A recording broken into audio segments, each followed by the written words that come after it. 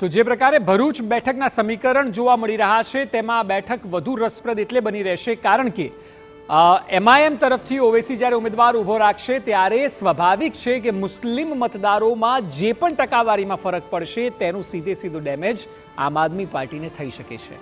એ સિવાય જ્યારે વસાવા પરિવારની વાત હોય ત્યારે તેઓ પોતે પણ અલગથી આદિવાસી મતદારોમાં બેન્ડ કરી શકે છે અને તેનું નુકસાન ચૈતર વસાવાને થાય તેવી પૂરી શક્યતાઓ છે। હવે જો જાતિગત સમીકરણને આ બેઠકની સમજીએ કારણ કે કોના કેટલા મતદારો છે તેના પર જ નિર્ભર કરતું હોય છે કે કોણ જીતી શકે છે। સૌથી વધુ મતદાર આપ જુઓ આ બેઠક પર આદિવાસી મતદારો છે અને એટલા માટે જ અહીં આદિવાસી અનામત બેઠક નથી છતાં પણ બંને ઉમેદવાર આદિવાસી રાખવા પડે છે। એનું કારણ છે કે 30% 130 મતદારો આદિવાસી મતદાર છે જે સૌથી વધારે ટકાવારી છે।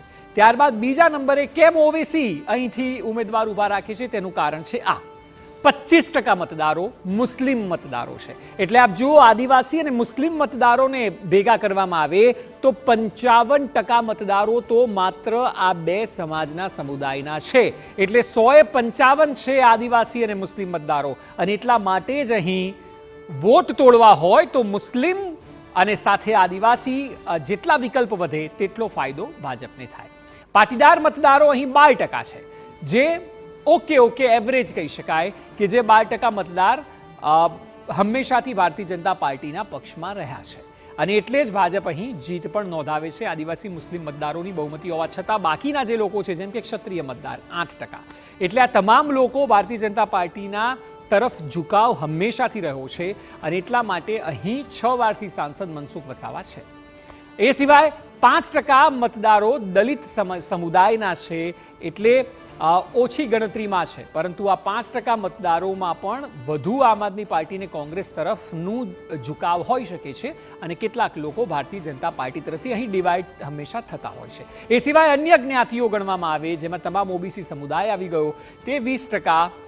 ઓબીસી સમુદાયમાં પણ 20% જે છે તેમાં મેજોરિટી ભારતીય જનતા પાર્ટીને જતી હોય છે। એટલે આપ જોશો તો આદિવાસી મતદારોમાં પણ ભાજપે હમણાં સારું કરવાનું પ્રદર્શન કરવાનું ચાલુ થઈ ગયું છે અને એટલા માટે આવી બેઠકો કે જ્યાં ઓબીસી હોય ક્ષત્રિયો હોય પાટીદારો હોય એ સિવાય આદિવાસીઓમાં પણ મોટાભાગની મતબેંક હવે ભાજપ પોતાના તરફી કરે છે એટલે એકંદરે આ બેઠકો જે છે તે આ પ્રકારની બેઠકો ભારતીય જનતા પાર્ટીના પક્ષમાં જતી હોય છે।